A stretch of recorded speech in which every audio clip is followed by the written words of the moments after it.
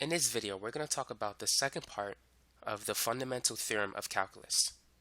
Now, some books may call it the first part, but you can go with whatever your textbook says. So the basic idea is that you have a function f, and it's continuous on the closed interval ab. And capital F represents the antiderivative of lowercase f. So in that case, then according to the fundamental theorem of calculus, the definite integral of f of x, that's lowercase f of x, on the interval a to b, that's equal to f of x evaluated from a to b, which is f of b minus f of a. So this theorem describes the process by which we can evaluate a definite integral. So let's go over some examples. Go ahead and evaluate this particular integral.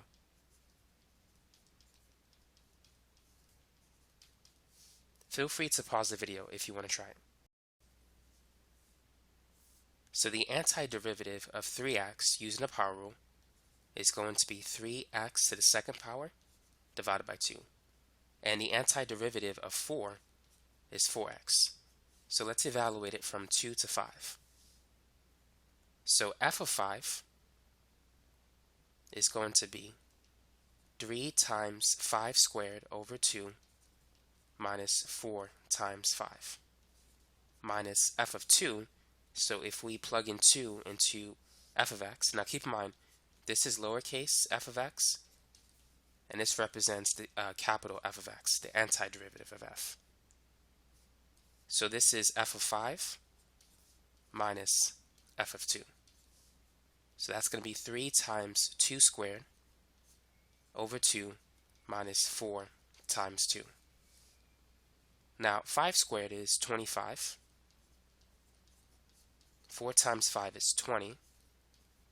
2 squared is 4 divided by 2, that's 2, and 3 times 2 is 6. 4 times 2 is 8. Now 3 times 25 is 75. 6 minus 2 is negative 2 times this negative sign, so that's positive 2.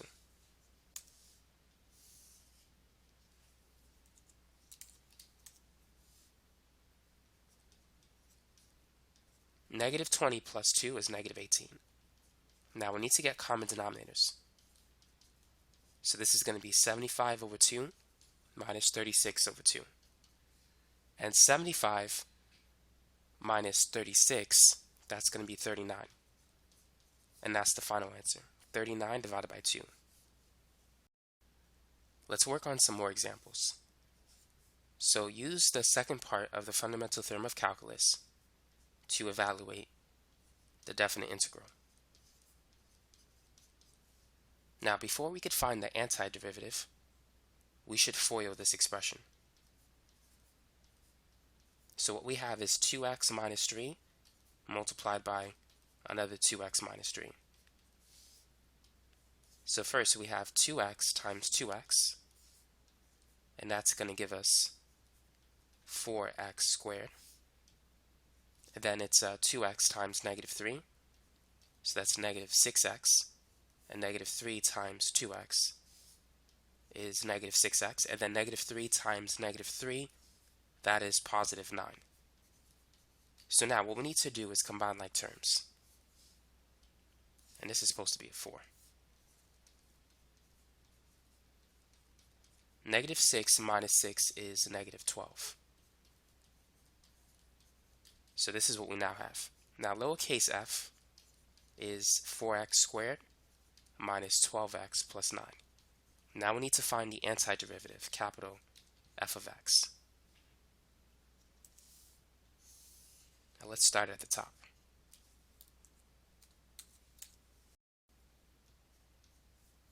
So the antiderivative of x squared is going to be x cubed over 3. And for x, it's x squared over 2. And the antiderivative of a constant is going to be the constant times the variable of integration, which is x. So this is capital F of x. And we're going to evaluate it from 1 to 4. So what we have now is f of x 1 to 4. And that's equal to f of 4 minus f of 1.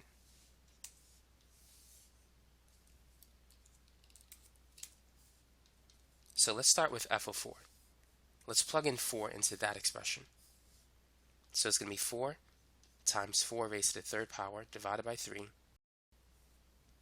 And 12 divided by 2 is 6. So it's going to be 6 times 4 squared plus 9 times 4. And then minus f of 1. So 1 to the third is 1 times 4 over 3. And 1 squared times 6 is just 6. And then plus 9 times 1, or 9. Now 4 to the third power, that's 64. And if we multiply that by 4, we're going to have 256 divided by 3. 4 squared is 16. 16 times 6 is 96. And 9 times 4 is 36. And then we have minus 4 thirds. And if we distribute the negative sign, plus 6 minus 9.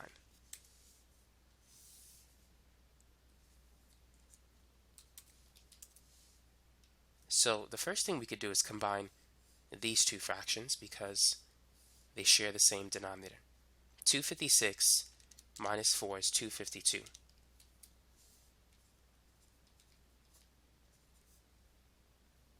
Negative 96 plus 36, that's negative 60.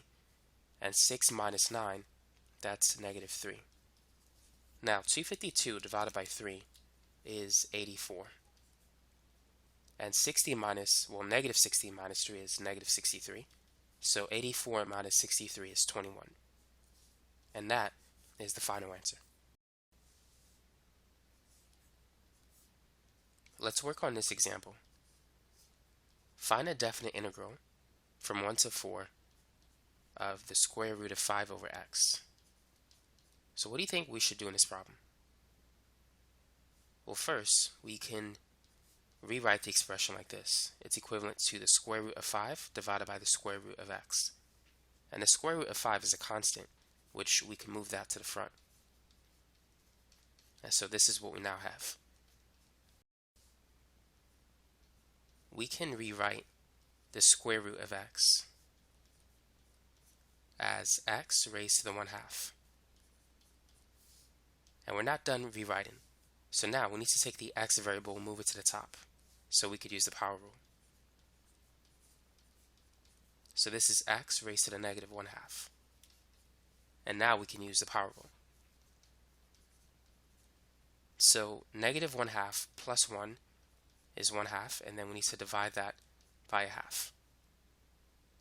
Which, if you multiply the top and bottom by 2 over 2, 1/2 times 2 is 1, so we could just put the 2 on top.